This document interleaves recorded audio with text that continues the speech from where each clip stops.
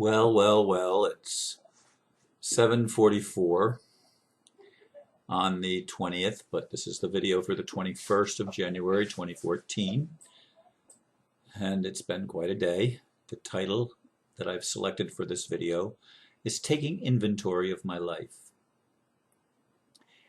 In the moments between the busyness of my day, Mondays are always the most labor-intensive routine for me, there was introspection going on as I pondered my feelings and where I am in my life right now. There were times I felt moments of inspiration and other times feeling the dark moods that have been so present for me so far in 2014.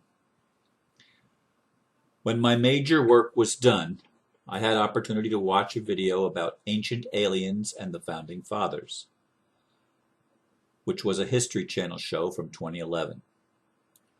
There were other things too, including a dose of Jackie Evancho. Someone also sent me an article called "Tell the Lords of Karma that you are sovereign, no longer a light worker." I commented, if it's true, why would any loving creator allow such horrendous cruelty? In some respects, though, it would explain our insane world. I think I'm going to actually focus on the latter part of that blurb. And I may not even touch on some of the other things that I mentioned in the blurb.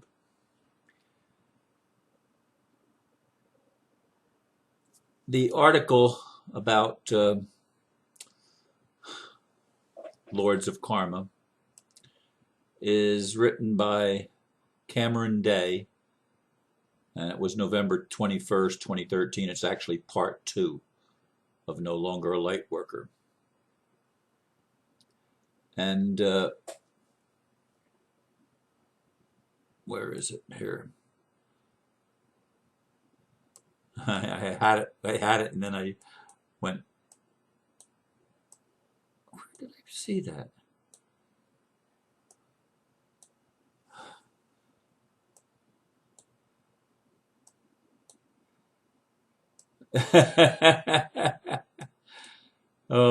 Now I can't find what I was going to talk about because I went up to look and see who it was that wrote it, and I'm not finding the place that I had marked.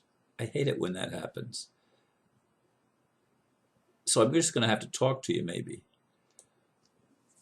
He calls it New Age Doctrine, that the world is the way it is because we messed it up. Speaking of humans. And he's implying, no, we didn't. It was archons. It's the Gnostic point of view of the world. That there are very demonic demiurges, demonic influences, archons, whatever you want to call them, that have totally screwed up creation. And they have created in the universe, not just on Earth, a slavery system of continual reincarnation, of karmic debt, of convincing people that they're less than, making them unaware of who they are, and everything, the whole creation basically is victimized by these archons. That's the concept as I'm describing it, and as I'm understanding what this Cameron Day is saying. And it is interesting, because he says this is, because it's like this in the heavens, it's like this on the earth. And the earth, what we're experiencing with our governments and corporations and everything else, is simply the reflection of the heavens, of the slavery system where free will is not honored, not recognized, where it becomes, we're supposed to have a privilege of learning through hardship and suffering and pain and torture and having our rights trampled upon and not having any rights. I mean, just totally having common decency ignored. I mean, no doesn't mean no to these archons, and yet he's going on and telling us that we need to tell these archons, uh, whom he's calling the lords of karma, that we are sovereign and that we're not light workers. Because light workers, he's painting that they're really, light workers are really dark workers. It's interesting because I think Peter and I are going to be talking tomorrow about why light is considered good and dark is considered bad. I mean, Peter Van Runt, I believe we're going to have a conversation tomorrow, which of course will be for the next day's video. In any case, it is true, and I've seen it in my own life, that there is a natural resistance of people to what they consider dark, and an affinity toward what we consider light. And we don't see that by separating them, we are polarizing our entire existence so that we create within ourselves the warfare. But are we doing that? Yes. Are we being influenced to do that by other beings, spiritual entities? He's saying that the archons are like archangels, and in the dark ETs and the ascended masters, all of that he's saying is basically a sham. It's not true. That they are actually, they present themselves that way, but they're not really what they claim to be. Well, we see that in our world, that the Illuminati claims to be the enlightened ones. They claim to have the right to rule the world. And it doesn't matter what anybody else says. They're the ones that have the authority to dominate everyone else. In other words, they're allowed to have a slavery system, and they're allowed to violate free will and what I would call natural law. And where do I fit into all this? Well, I've been feeling down, and it's funny how many of my light worker friends are so easy to throw stones and say, calling me a control freak.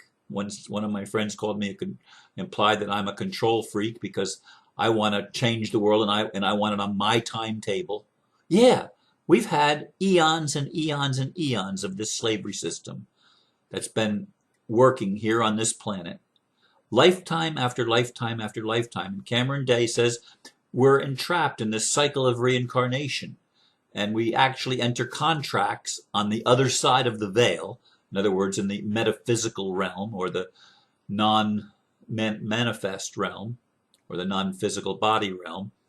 We actually enter contracts to do the crap that we do. And many New Age teachers would tell you the same thing, that we created our own reality before we even came here, and we agreed to all of the suffering and all of the abuse and everything else that we're going to suffer. We agreed to all that. What's her name? The one that David is in love with, that is married to somebody else. I forgot her name right now. Teal Scott. She says that, a child that gets raped from the time that they're a little child, they've made that agreement before they even came here. And they knew what they were getting into. I can't buy.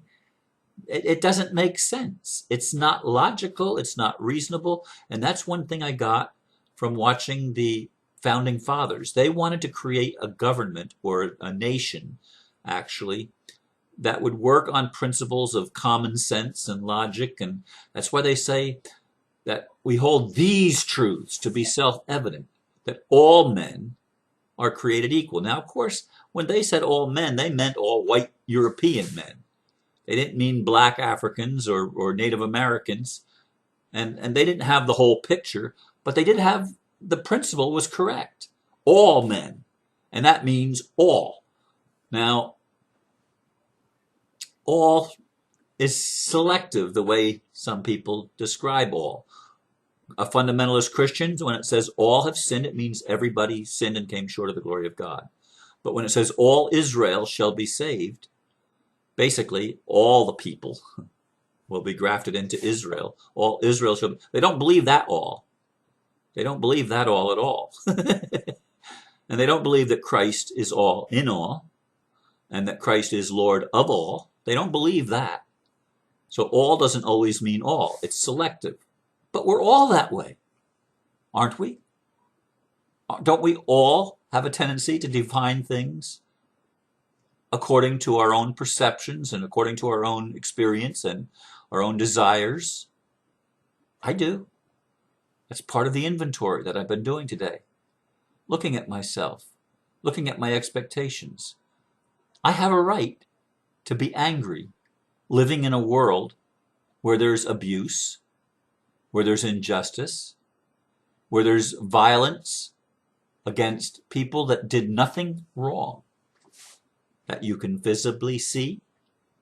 And you say, well, everybody's done something wrong. Well, it doesn't do any good to punish someone in this lifetime for something they did in the last lifetime that they don't even remember. That's insane. Whoever set that system up is an idiot and a sadist, and people that agree to it are masochists. You know, it's not a world that makes sense. And somebody says that everything is in balance in the universe. That's total nonsense. This world has not been in balance in 10,000 years or more. This world has not been in balance. It has been totally out of balance. There has been no harmony. There's been short periods of peace and prosperity, relatively speaking. But overall, the trend has not been toward getting better. If anything, it's been toward getting worse. Now, I know because I want to believe. I don't know because I know because I want to believe that there is a loving God, that there is a prime source creator that actually is loving and kind and has wisdom and has all of the attributes that we attribute to a loving creator. I want to believe that. There's not a lot of evidence to support that belief. Not really. We can manufacture certain things, and I've been able to do it. And by avoiding certain thoughts, or when things are going good, or when I think things are going to get better, I tend to be uplifted. But the reality is that something dark keeps coming back again and again. And I interpret it the way that we all do. Well, it's my inner child crying out to be loved, because that makes sense to me. And that's what I do. I rationalize. I speculate.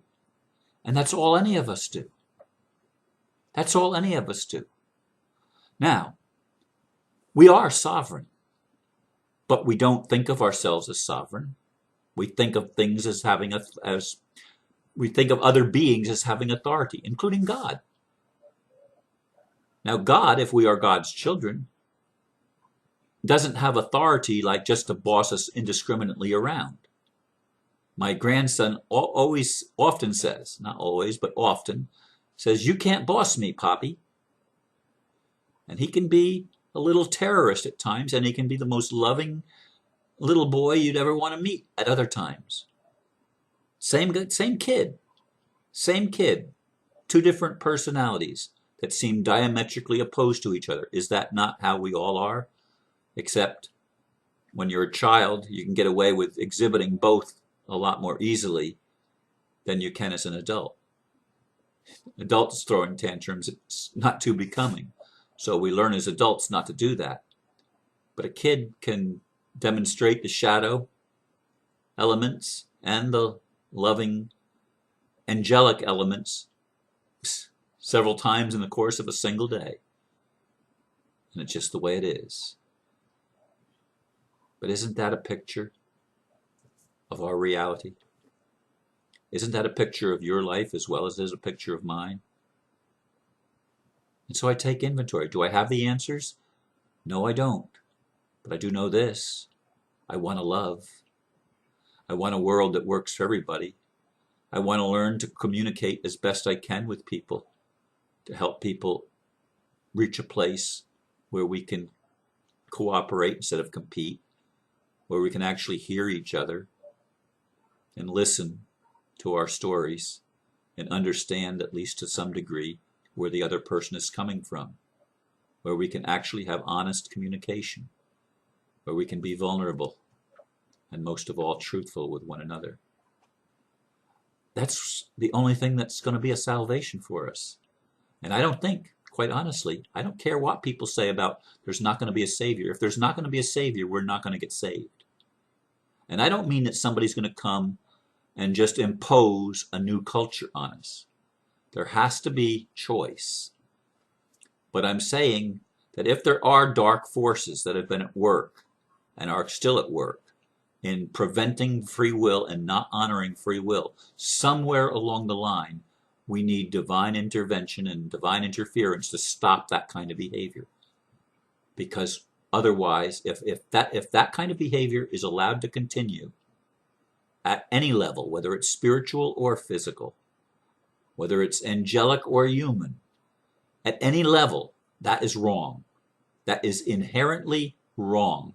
I hold that truth to be self-evident, that it is wrong to violate anyone else's free will and to coerce and to manipulate and to force them to extort anything that's theirs, including their life, including their property, including their rights. We all have inherent human rights that are built in. And we need to recognize that, and together we need to honor that. And people that won't honor it, there needs to be divine intervention to arrest those people, to stop them from violating other people's free will. It's not about karma anymore. Let's forgive all the karma. Whatever people have done in other lifetimes, forget it.